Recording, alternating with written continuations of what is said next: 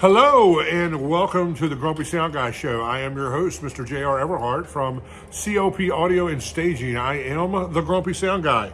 Although I try to be like super nice as much as possible, I'm really only grumpy when you're trying to screw me. Today we're going to talk about the difference in the volume tolerances of clubs and audiences from like say the mid 80s to where it is now, because they're two radically different things. I had a follower comment on one of my posts, I believe it was over on Facebook, to where he was, talking about the glory days of rock and roll, and all that kind of jazz. I agreed with everything he had to say for the most part. Crank it up, let it eat, that's all fine and good. Unfortunately, we all know that audiences nowadays and venues nowadays will not tolerate such a thing. So that's going to be the topic of today's show. Stick around. You do not want to miss a second of today's show.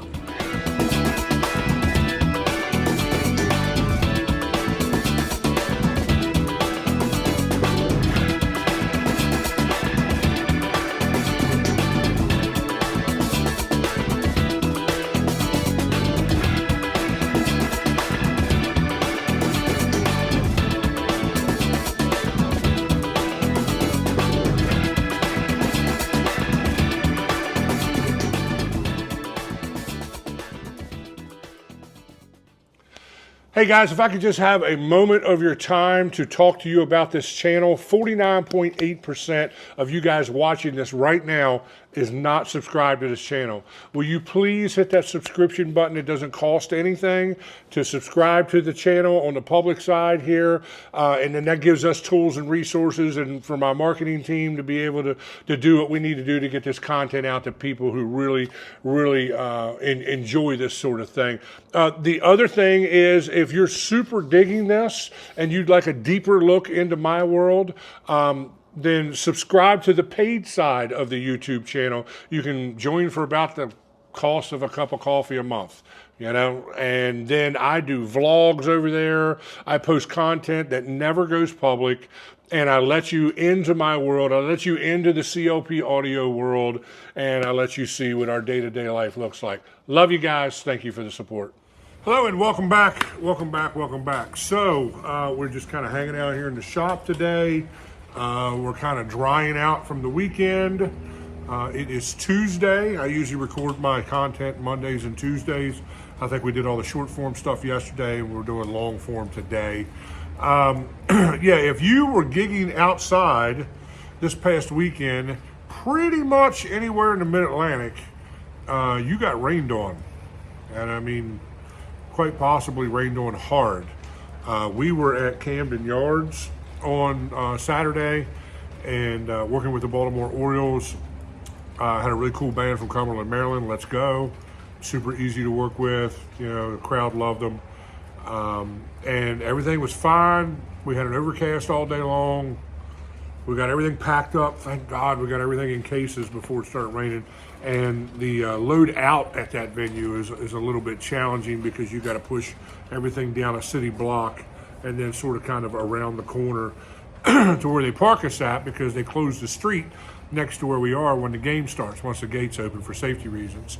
So the load in's not bad because that street is open, but the load out is a little bit of a push, And as soon as we started going down the sidewalk, all hell broke loose. And I don't mean like a heavy rain like you get, normally, where it's just a steady rain. No, this was hateful. This was evil. This was rain from the lower legions of hell. And it was, and then lightning and thunder, and we're all pushing metal cases thinking this is probably going to be it. This is going to be the day I meet Jesus, So it was a little bit stressful. Thankfully we had everything cased up and we had tarps on the important stuff, but everything still got wet, to some degree or another. So when we got back here at the shop, we unloaded everything, and I actually had to put a new Bluetooth receiver in the control rack while I had this stuff unpacked from the trailer. And we were just kind of leaving the cases open and letting them air out a little bit. I don't think any water actually got into the cases, but what we have here is what started out as my sub and monitor rack And then I had another rack that was running my tops back when I was doing a lot of that EAW 850 stuff. Now the sub monitor rack is basically my club rack, you know. So there's more than enough, and actually we use that on festivals as well. There's more than enough power in there to be able to do whatever I need to do. And then obviously the control rack, Shure UR4D wireless, M32C DL32 stage box, and yeah, just that's kind of the world we're in today. We're just getting things mellowed out and trying to get things packed back into the trailer so it can be ready to go when the time comes. So on to this volume conversation. Volume is always a hot button subject, man. I mean, nothing will bring people out of the woodwork and get them in the comment section more than talking about volume.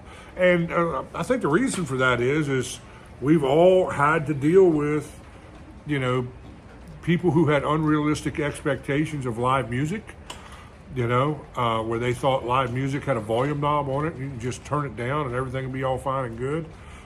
It's getting closer and closer to that, especially with these bands that are running all direct instruments, electric drums, in-ear monitors, split snake to front of house, and really the only acoustic noise in the room is front of house. So we are kind of getting closer to that, you know, but a lot of old school guys like the follower I mentioned in the intro, who had blew me up on Facebook, I wasn't disagreeing with anything he was saying. And I mean, we had a positive conversation. It wasn't anything negative about it, but you know, I'm just like, yeah, dude, I get it, but that's just not the world we live in now, you know? So the other side of that are guys that are stuck in that mentality.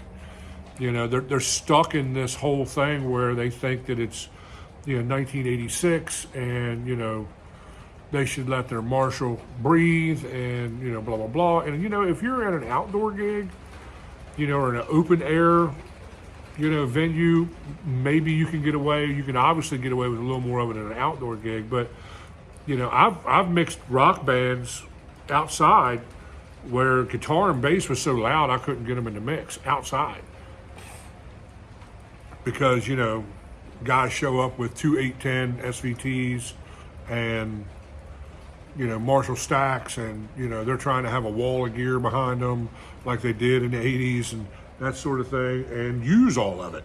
You know, what a lot of you guys don't understand is a lot of those wall of Marshalls and SVT stuff that you've seen in the 80s were fake. You know, you had one cabinet that was actually producing sound, and the rest of it was empty boxes or just some facade that they had built that made it look like they had a wall of Marshalls or a wall of SVTs behind them.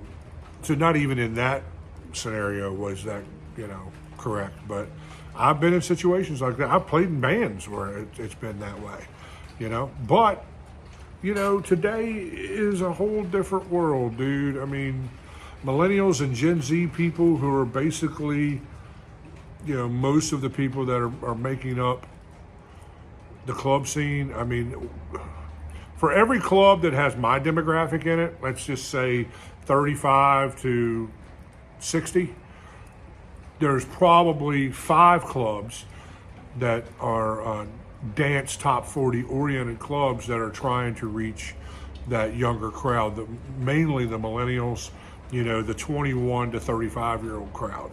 You know, all the frat boys and the sorority girls, and, you know, I always say all the overprivileged white people who got more money than they do brains, or they're riding on daddy's credit card or something like that. And, you know, I work in those clubs all the time, and it's always funny when they start breaking out. Do you know who my father is? You know, and all that kind of stuff to the security guys. And it's a mess. But nevertheless, those audiences do not tolerate volume the way the audiences did in the 80s, okay? I can personally remember, and this goes all the way up to like early to mid 90s, I can remember being in clubs where we just pounded the room with stage volume, and many times the house guy was just running, you know, vocals in the house and some low end, you know, the bass to kind of fill the room out. And then obviously drums, you know, especially like kick drum and toms and that sort of thing. Maybe not so much snare, but yeah, and just killing the room with 115, 120 dB of volume all night long. No one complained. No one had a problem with it. And people came out in droves, literal droves. I mean, they just came out and packed the club every night of the week. This was obviously before the internet and all that kind of stuff. And it was just a different world. Now, probably 95.3% of the venues that I work in have serious, volume constraints to it. They don't want the band to be too loud, And some of the dance rooms, you're okay with that. As long as the bartenders can still yell back and forth across the bar and take orders, they're fine, Some of these DJs, man, especially, sometimes the band comes off stage, they were 100, 105 dB, and then the DJ is literally 115, 120 dB, and it's running people out the back of the room, I put earplugs in those situations during the band breaks. It just is what it is. And then it's super anticlimactic, when the band comes back on at 105 dB or 100 dB or something. So I think there needs to be some volume matching happen there from the DJ's perspective, but I don't know. Maybe the DJ's jealous he doesn't know how to play a musical instrument, so he feels like he's going to walk all over the band. I don't know. I've heard all kinds of theories about that, but the reality of it is, in most clubs, if the band is too loud, at the very least, they won't be asked back. At the most, the bar owner will literally shut the band down in the middle of their first set and ask them to leave, and just have the house guy play playback music the rest of the night. I have seen that happen. It hasn't happened often, but I have seen that happen. When your band is running people out of the place, you're robbing the waitresses and the bartenders and the bar itself of income and revenue. Especially the waitresses and stuff, dude, because they're blue-collar people just like us. They live on that tip money and, that sort of thing. And if there's no one in the room because you're running them out because you're too damn loud, then, you're just shooting yourself in the foot, man. And that's just where the world's at nowadays. I'm not someone who hates on, rock and roll or anything like that. I'm a rock and roll guy. I love rock and roll. I cut my teeth on rock and roll. Now, I love everything else as well. I love pop and R&B and reggae and, all jazz, fusion, progressive rock is probably my favorite, genuinely, if I'm being honest, my favorite genre of music. Huge Dream Theater fan. Yes, Kansas, Rush, all those guys, man. I get it, man. I know what the guy was saying in my post over on Facebook, but the reality is drastically different. And then here is something that everyone needs to take into the equation here, is either the band sound guy, if the band is bringing their own production, or the house sound guy, which is usually the case. Excuse me, I just had lunch. He's usually the guy stuck in the middle of this whole thing, He's usually the guy who is catching flack from the band because he's begging them to turn down, and they don't want to turn down. And then on the other side, he's catching flack from the guy that writes his check every night, his boss, management, or ownership of the club, who is screaming at him to pull the band down because people are leaving and people are complaining that it's too loud. And I was in a situation one time where I literally had a bar owner. I was there with the band. I brought my half of my sound system into this room. We did a mono stack that night because I know the room is volume conscious. And the owner literally screamed at the top of his lungs at me. And I lifted up my iPad and turned front of house off. And I'm like, I'm off, dude. That's the band. He's like, well, make them turn down. I'm like, I'm not part of the band. I'm a hired gun. I've asked them to turn down during sound check. They obviously aren't listening to me. Maybe you should go tell them to turn down. And he's literally screaming in my face about the volume. I'm like, dude, I don't know what to tell you, man. Front of house is off. We actually had a really good mix going on too, but it was a little loud. It was a rock band. It was a small little brewery, in Virginia, and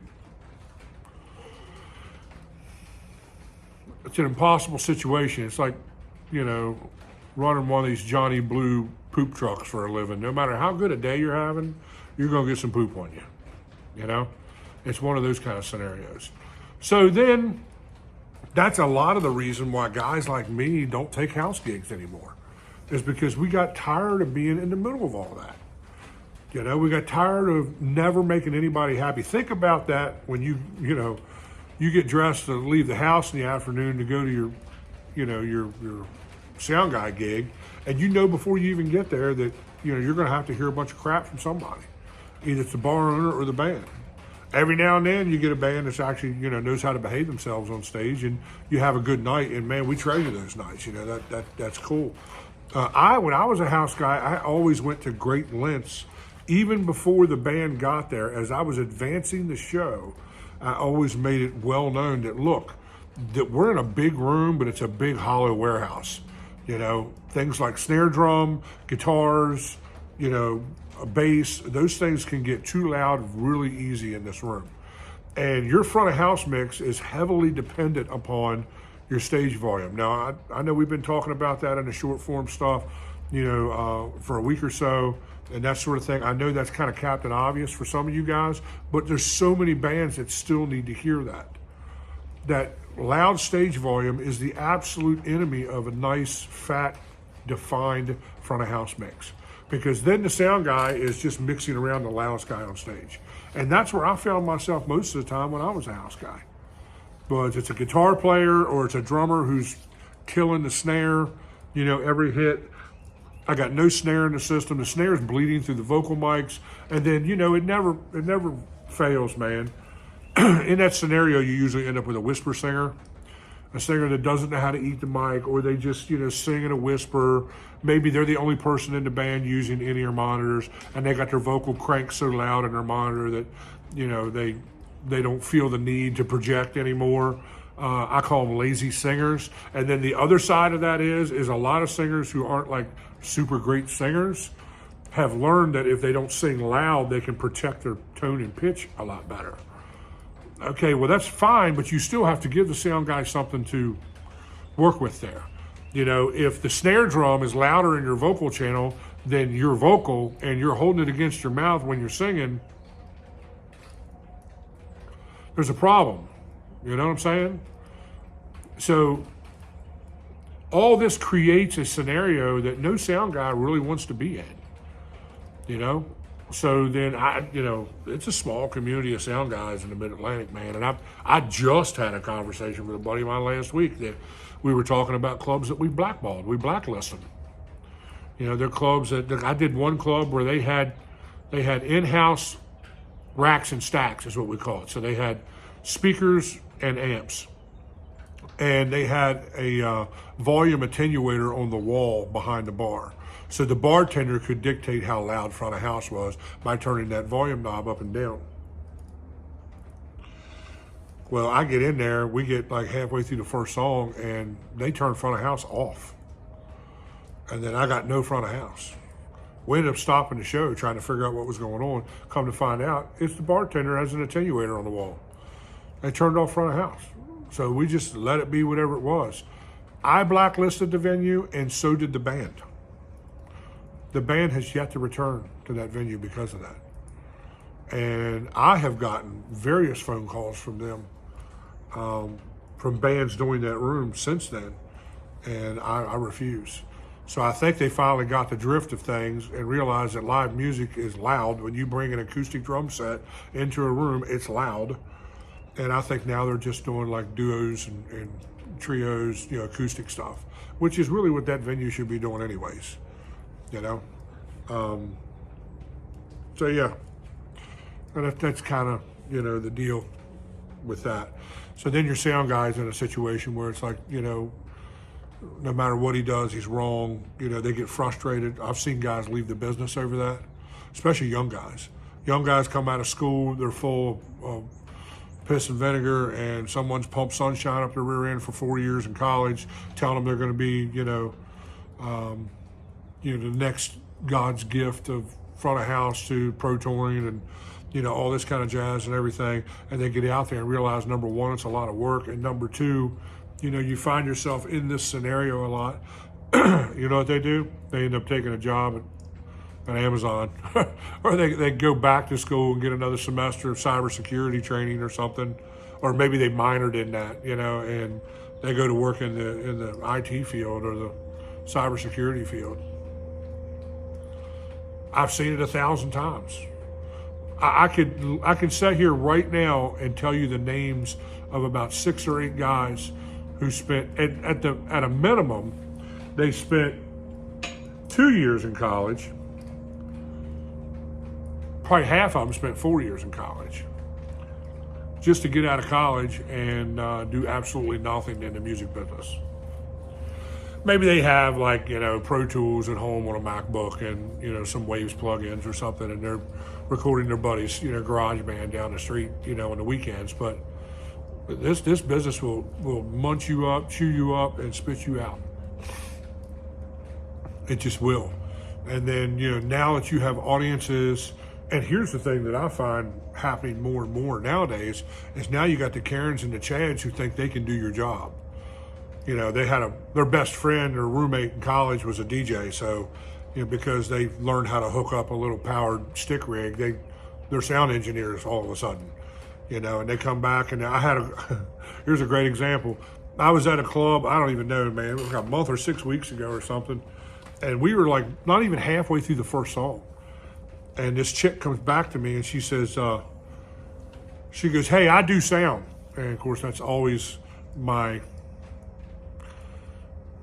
dead giveaway. When you say you do sound, that typically means that you think you know something about sound that you really don't. But anyway, she goes, "I do sound."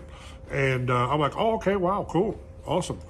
And we're actually in a room that has a pretty decent sound system and that sort of thing and everything, and the band's great, but it's like halfway through the first song, and she's like, "I can't hear the vocalist. You need to really, push the gain on that center vocal."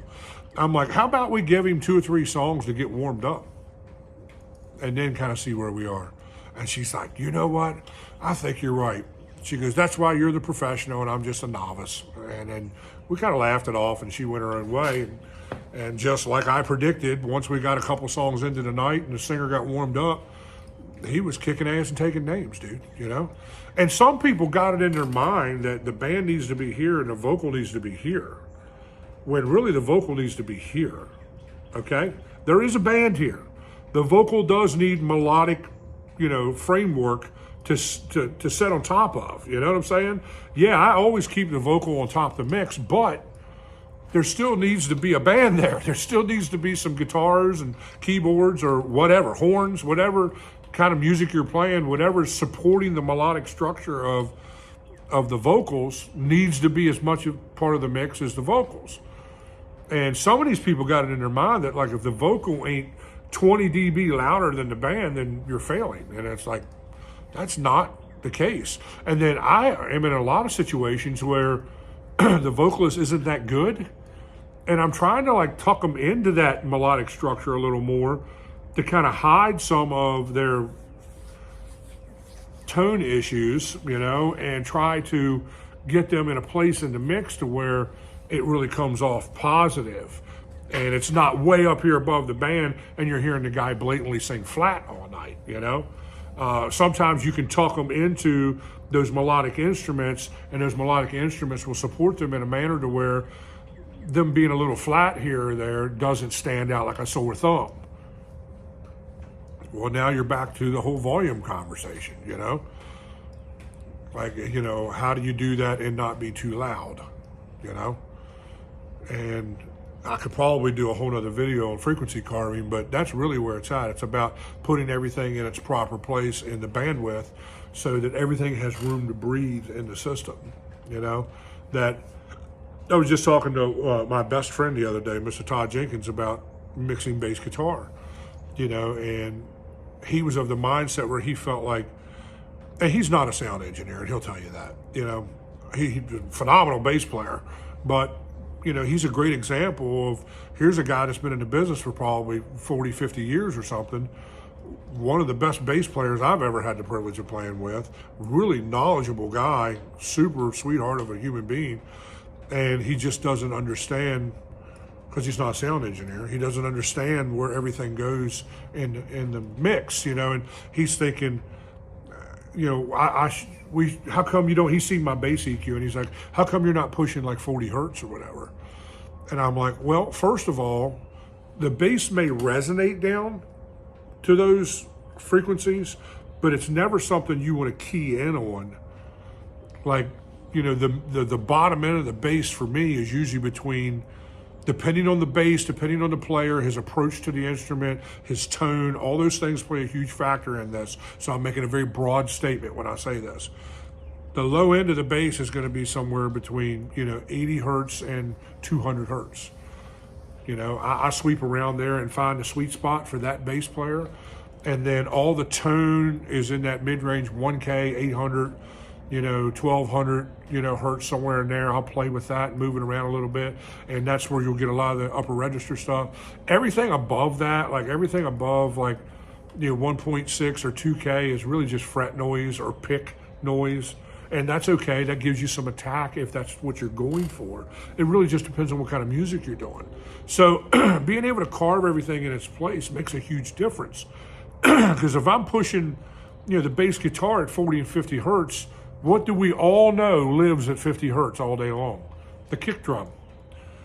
Now you're losing that impact of the kick because you're robbing the system of its efficiency in that frequency, bandwidth, that 40, 50 to 60, area there on your EQ with bass guitar. It will mud up the bottom end. Your kick can never get where you want it. So the kick's at 50-ish, the bass is at about 100-ish, and now there's room for both of them to move in the mix. When you're trying to get things to cut into a low volume environment, we deal with this a lot in church production. It's all about EQing. It's all about hearing frequency. It's all about being able to carve everything into its proper place. And then, the mid-range, there's a lot of things that share those mid-range. Well, mid-range is a lot easier to reproduce, as is high-end. So things can overlap a little bit, kind of a little different theory there. You just have to be conscious of the Munson-Fletcher, effect of, as you raise and lower your overall volume, it changes your frequency response a little bit. If you can get a handle on that and you understand that, then you can kind of keep the mix nice and warm and defined. What none of us want is a real harsh mid-range mix that's hurting people's ears. I had a big monster 850 rig at the house gig that I used to do. I was there for 5 years. And one thing that all my pro touring buddies would say when they would come in is like, your mix is loud, you're 100, 105 dB, but it doesn't hurt. You have it EQ'd correctly. You can still stand here and use your outside voice and talk to the guy standing next to you. But it's, it's punching you in the chest. All the vocals are nice and crisp and defined. The guitars, sound good. There's not any mud in the system. And there's no harsh mid-frequencies chopping your ears off the side of your head. That all comes from EQ carving, frequency carving. You could search that here on YouTube and probably find 8,000 so-called experts that will tell you all the parameters of that. So I'm not going to dig deep into that. Maybe I'll do a video about that if you guys would like me to. Leave me a comment and we'll talk more about that, and we can actually pull the console out and look at the EQ, and I can show you some things. But as I said, there's a lot of guys that talk about frequency carving online. You shouldn't have any problem finding somebody to kind of teach you those parameters. But yeah, so be nice to your sound guy, because you don't know what he's dealing with. If you're the band, you only see it from your perspective. You don't see the heat that he's taking from the guy that actually writes his check every night, If you're the club owner, be nice to your sound guy, because you don't see all the bull butter that these guys in the band put you through, and knowing damn well that they're going to leave and they're going to get online, or they're going to call their buddy as soon as they leave and say, hey, JR's a horrible sound guy up there at Champion Billiards, or whatever. And the sound guy knows that, and he's got all that stress and pressure on him, and you people wonder why we get grumpy. This is why, man. This is why. Because so many times we get thrown into impossible situations and we're asked to make sense out of it. Now, yes, that's what we get paid to do. We get paid to make sense out of chaos, to take chaos and turn it into art. That's what we do. Some of us are better at it than others, but at the end of the day, it's still a very challenging environment when you don't take your sound guy's perspective into play when it comes to stage volume and that sort of thing. Look, I wish we could go back to the middle 80s for a whole bunch of reasons, but I enjoy the modern technology and the things that we have at our disposal these days. So I mean, it's 6 one way, half a dozen the other. People are much more entitled now than what they were in the 80s.